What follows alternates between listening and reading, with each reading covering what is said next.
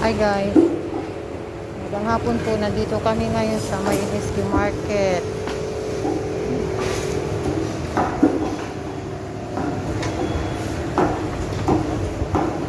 Dito yung presyo ng kanilang ampalaya. Ay, may ampalaya dito, nagtakol. 9.99, 7.99. Yung patula nila, patula magayam. Kalamansi is 7.49. Lime tawag na ito.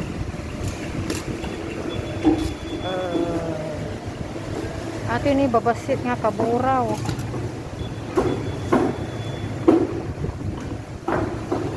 $12.99 kilo na. Ang greens is $17.99. Ang okra nila $9.99. Pakang gindi. Ang kamatis nila ay magaganda, masarap siyang kainin. Tomato, $6.49 ang kilo. Ito yung mura.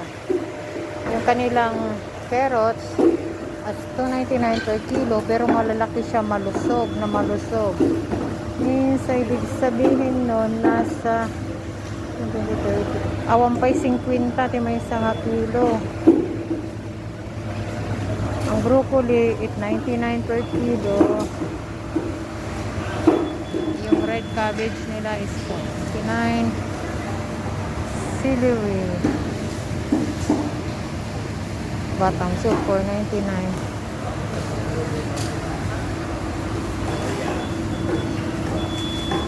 Ay, $1.50. Yung young corn, $2.99 yung green tasty sili. $5.80 yung natin doon nga pito. Green case? Patani ba to?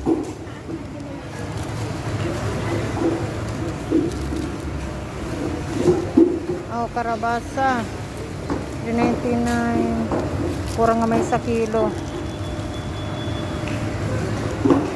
Nyatoy. Pakmat tempe, tapos kitutak, kinuldinak, adyagla ko. Iti utong may sangarupot, kados. Wow, atin ni bagong dating. Mananid. Dito tayo sa patula. Ang kilo ng patula nila ay $5.99. Ating hatarong, $13.99.